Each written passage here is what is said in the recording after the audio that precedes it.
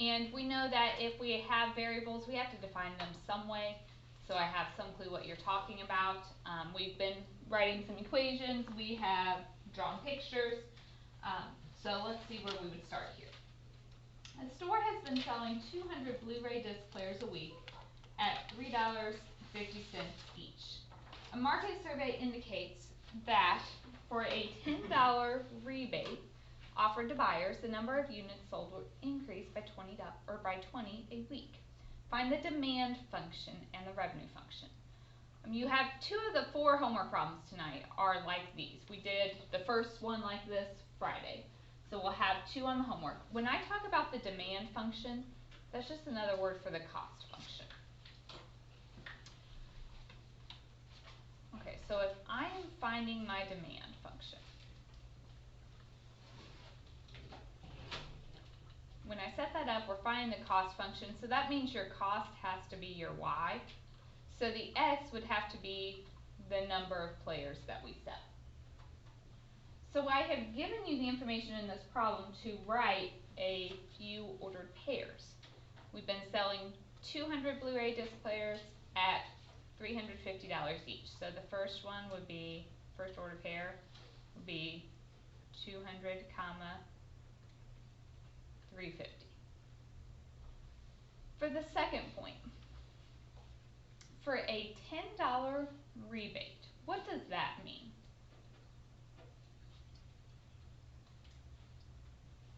What is a rebate?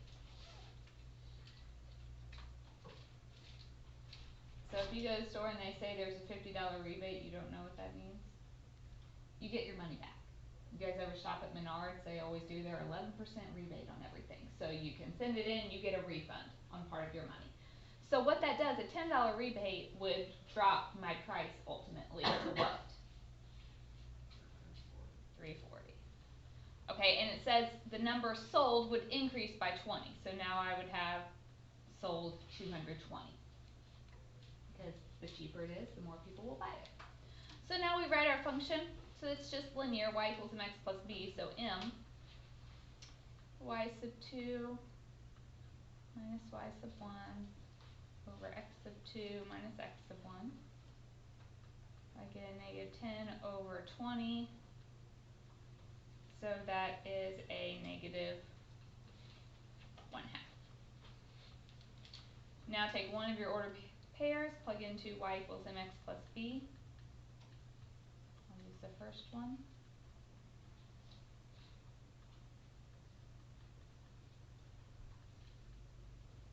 So if I add over my 100, get a y-intercept of 450. So our demand function, that's our cost function, is negative 1/2 x plus 450.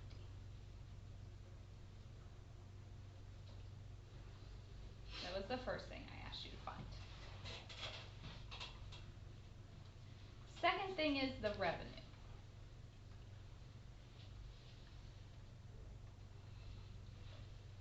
Revenue is the amount of money you bring in.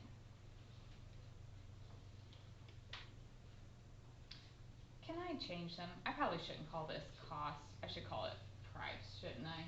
Because we talked about cost as in, I think the example I gave on Friday, we were looking at cost as in manufacturing costs. So just so I'm not confusing you too much, let's just call this P for price function.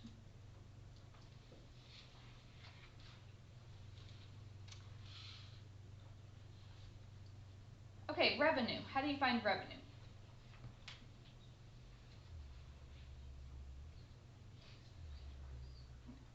It's price times quantity.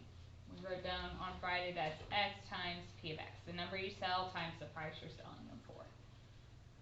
So our revenue, all we have to do is take X times the function we just found. So we get negative 1/2 x squared plus 450x.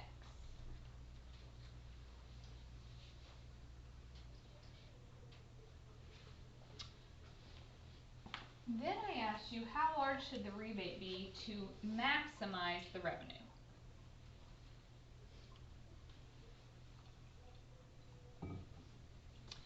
If we want to maximize something, what do we have to do? Derivative. So we want to maximize revenue, so we are going to find the derivative of revenue.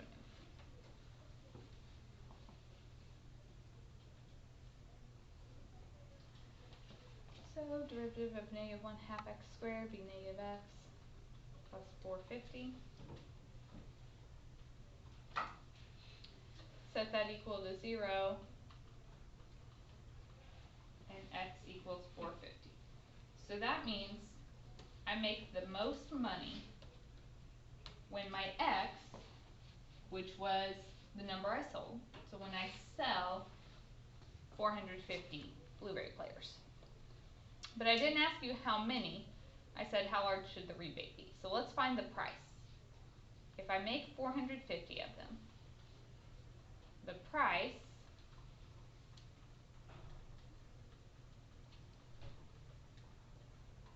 turns out to be $225. Okay, again, that's not answering the question. That's how much I'm charging for them. So if I want to make the most possible money, I have to charge $225. But I asked you how large the rebate itself should be. So the starting price for all these was $350. If I'm only charging $225, the rebate is $350 minus $225. So our rebate is $125. So to make the most possible money, I need to offer a $125 rebate.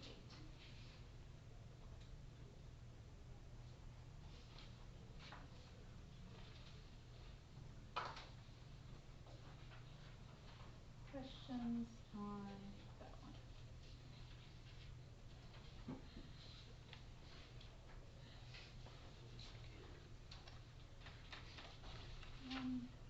We've got a couple more examples on here. So this next one, I think there was a similar one possibly on your homework. It talked about a box, and it gave you something about the surface area of the box, I think, and you were maximizing or minimizing volume, maybe. So this one is kind of like that last question on the homework. If you didn't get it finished, this might help you. So it says we need to design a cylindrical can with a radius R and a height H. So it's a cylindrical can. We're talking like a soup can.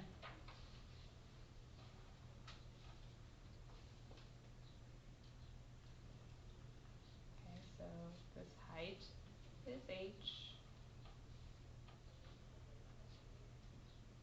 Radius is R.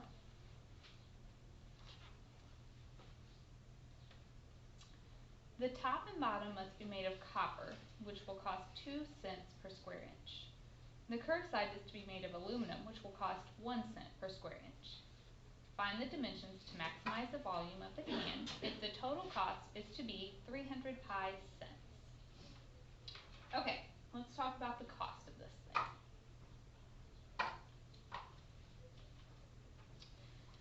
So the top and bottom, we're paying per square inch, so that's based off area, right? So we're really talking about our surface area here. How do you find the area of a circle? Pi r squared. Okay, so the area of the top would be pi r squared, but the bottom would be the same, right? So we have 2 of those. And then that's the surface area for the top and bottom. How much do we pay to make those?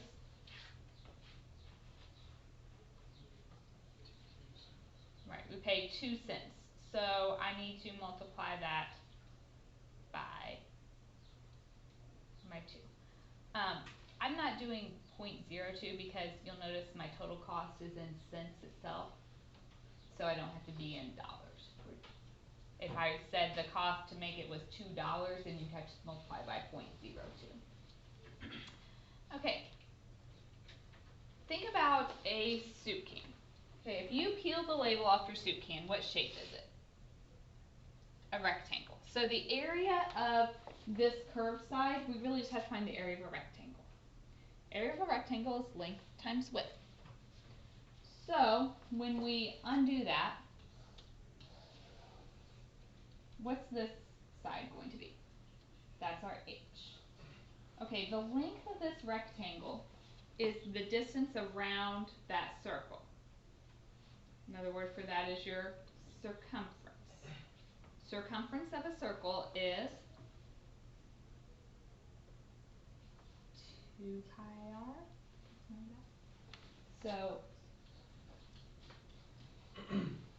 the length or area of this rectangle would be 2 pi r h. And the cost of the rectangle, the cost for the side is just 1 cent. So I really only have to multiply that by 1. And this equals my total cost, which is 300 pi. Okay, the one on your homework was not nearly this ugly.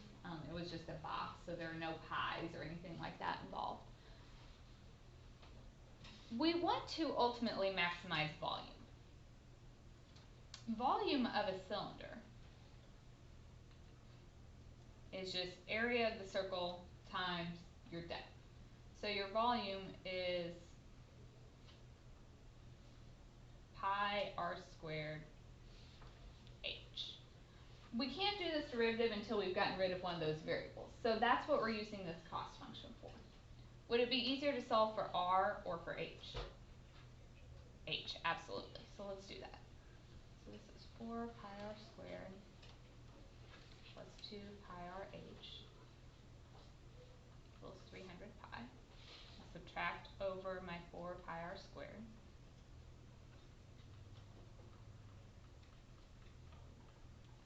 And then what do we have to do?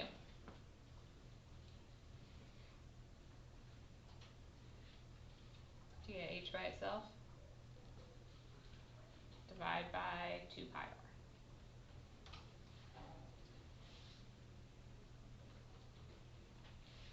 So h equals, I'm just going to split these up. So this first one would be 150 over pi, or over r, excuse me.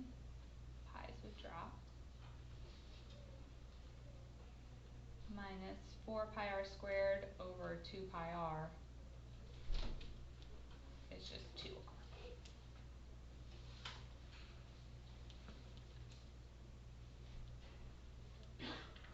So volume is pi r squared times 150 over r minus 2r. If you distribute, you get 150 pi r minus 2 pi r cubed. So after all that work, we have a fairly nice looking equation. We want to maximize volume, so what should I do to that?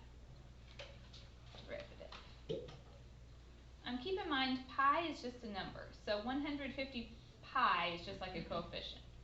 So the derivative of the first term would just be the 150 pi minus 3 comes down, so 6 pi r squared. And we set our derivative equal to 0.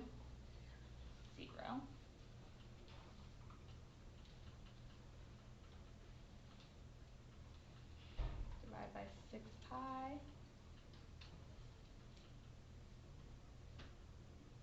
So r equals 20, r squared equals 25. Normally if you do a square root you have to do plus or minus, but could I have a negative radius? No, so my radius is just 5.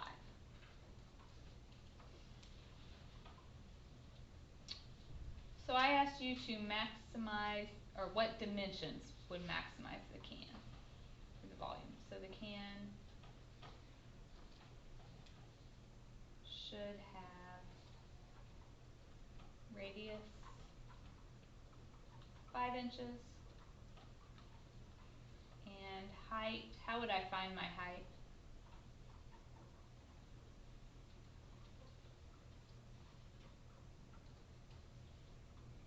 plug it in. Here's your height formula. So if I put a 5 in there, we get 30 minus 10, which is 20. So our can should have a radius of 5 inches and a height of 20 inches.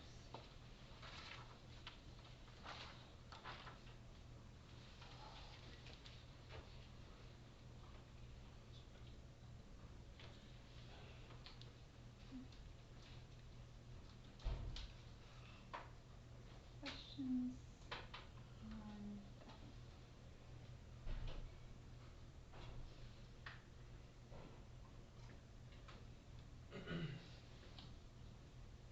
Let's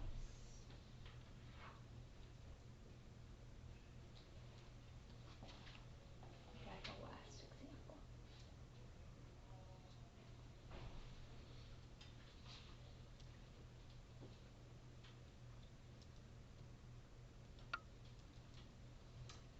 Okay, so this time I am talking about distance. Find the point on the parabola, y squared equals 2x, that is closest to the point 1, 4. If I am measuring distance, how do I do that? I find distance between two things.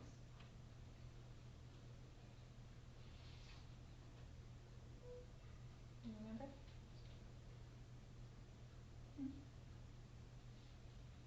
Square root of x minus x squared plus y plus y squared. Remember the distance formula?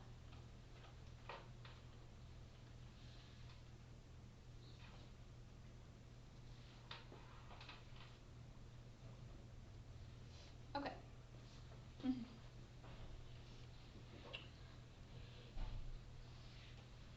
I have my point 1, 4.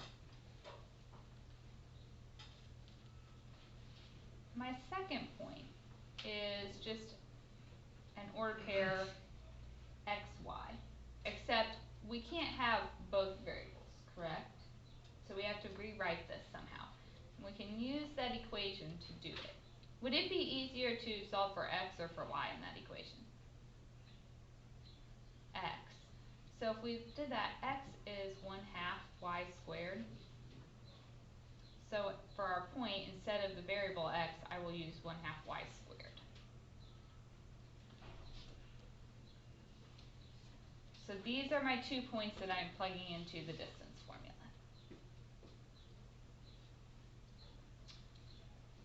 So my first 1/2 y squared minus 1 squared plus y minus 4 squared.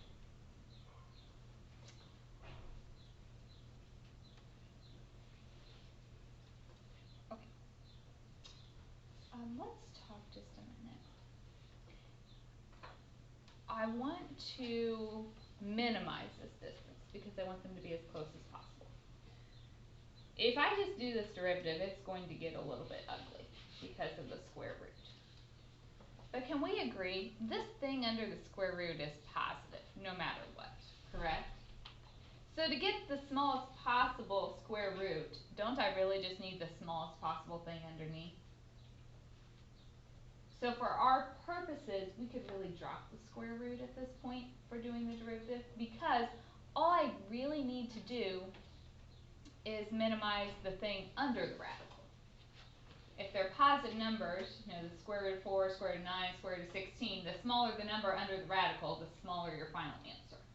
So I don't have to keep the entire square root when I work this out. We really just need that thing underneath. So if you want, I'm just going to write down what I said. So if you have it in your notes and look back, you don't get confused.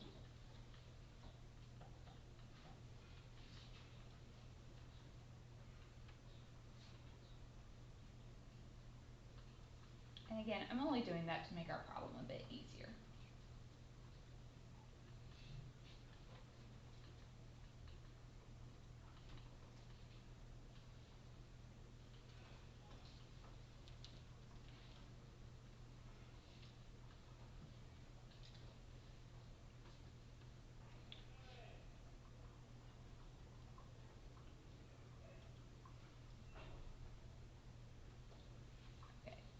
So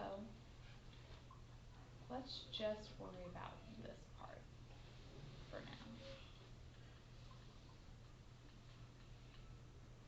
You have two options. We can do this derivative as is, or we could FOIL it out first. I'm just going to do it as is. So exponent comes down, inside stays the same, times, subtract 1 from the power, so now it's to the first, times the derivative of the inside, derivative of 1/2 y squared would just be a y, plus second term 2 comes down, inside stays the same, subtract 1 from the power, derivative of the inside there is just 1.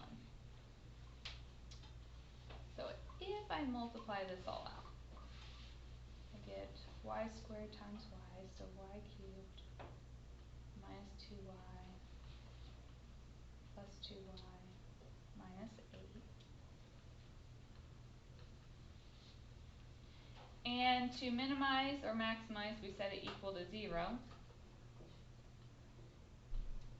So y cubed equals 8, which means our y is 2.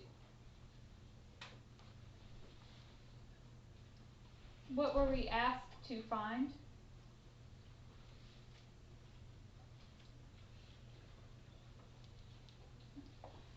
I asked you to find the point itself. So I know the x value is, or sorry, the y value is 2.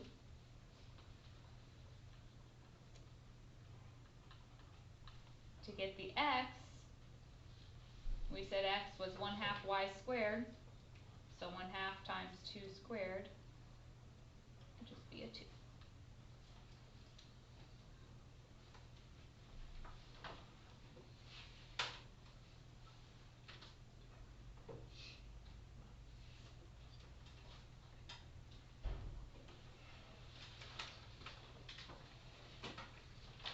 Questions, Sid?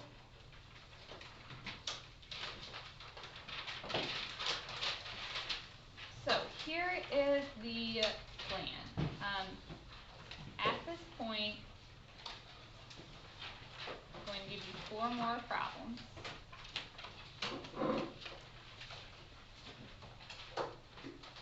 On Tuesday, I will give you a handout.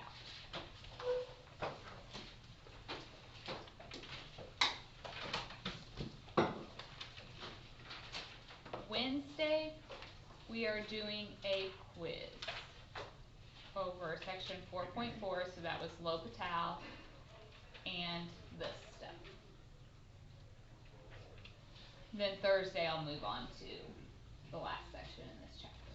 So today we've got problems. Tomorrow we're just going to review, give you a little more practice over some of these word problems, and then quiz on